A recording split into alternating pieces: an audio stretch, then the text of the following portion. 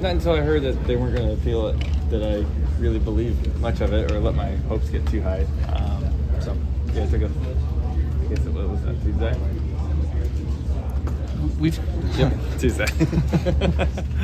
We've talked about the importance of winning this race. You've been fortunate enough to do so and give yourselves time to prep for that Phoenix week. What are those benefits between now and, or I guess between Sunday night and championship weekend, if you do win this race? Yeah, I mean, it really is one of the most important races of the year because whoever wins this race, if they're in the top 8, they have a tremendous advantage going in. And because you're focused 100% on that. You know, you go for a couple weeks, you know, to Miami and Martinsville, and you're like, whatever.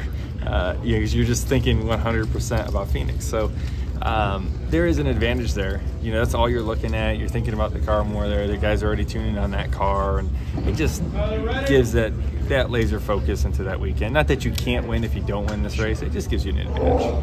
Is there anything you can learn here that you can take to Homestead to save it transfer with them being intermediate tracks? Yeah, there is some for sure. For sure, tracks are fairly similar. You know, bumps are a little bit worse here, but you know, Kansas here fairly similar. You know, the difference of Miami is you got the wall that you run a little bit more than you do here, and the tire fall off's a little bit more significant there. But the loads are fairly similar. The strength of this round of 8. I mean, there's.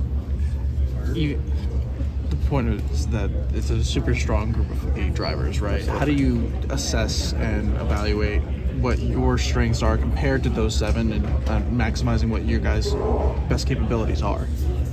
Yeah, I mean, I don't really go back and look at what their strengths are. Like, I mean, we got to just focus on ourselves, right? And execution 9 times out of 10 is usually our strength as a race team, especially throughout the playoffs. So I feel confident in the position that we're in, right? When we got this far, and we can just go for it. But you know, if we can win, great. We've been there before.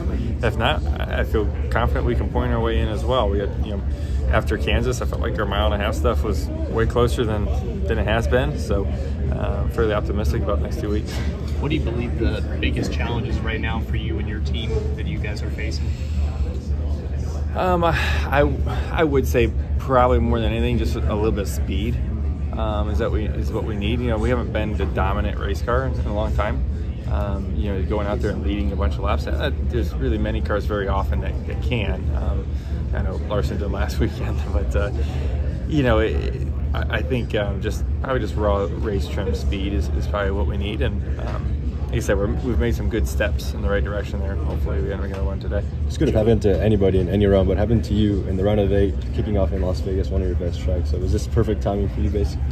Yeah, I mean, I think everybody looked at the first 2 rounds. I was like, man, there's a lot of wild cards in there, and how do we get through it? And now, you know, this is the first round where there's not really a wild card race, right? I mean, a lot of things can happen in NASCAR, right? There's so many different variables, but you don't have a super speedway, you don't have a road course, you don't have what we thought Bristol might have been, right? Like all these things, like you're pretty common racetracks, which is the right time for that.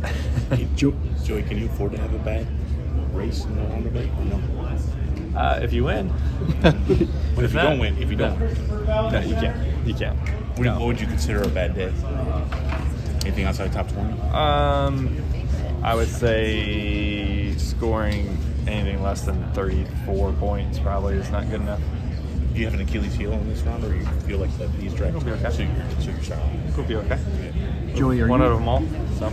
Joey, are you aware of I'm assuming you're aware of the even year streak that you've got going on right now. What happened last weekend? Are you a little more superstitious that maybe there is something going on there? No, I don't think that way. It's pretty ironic though. So I don't know. We'll see. I hope it's right. I don't know. I don't believe in that stuff, but hey, What was the kids' reaction? Cool. What was the kids' reaction when you told me that? They were really confused. They don't really know how it works. I say they. My oldest, Hudson's really the only one that understands racing a little bit at least, and he just. I'm like, Dad's back in. And he's like, what do you mean you're back in? So he said to me, I'm like, well, I explained how it happened. He's like, oh.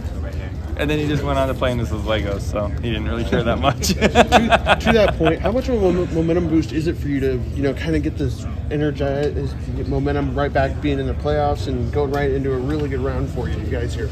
Yeah, I mean, for us it didn't change much because we were still in on the owner's point, so our focus was still to win a championship. It's just the driver piece wasn't there, and now we have both that we can go for. So that part's good, but it doesn't really change much of what we were going to do anyways.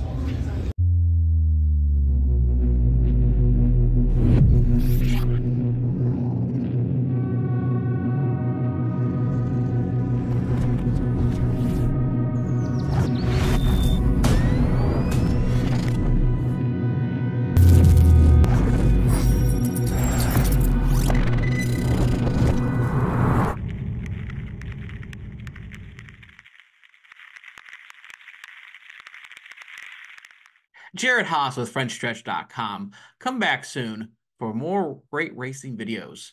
And if you like us, make sure to hit that subscribe button.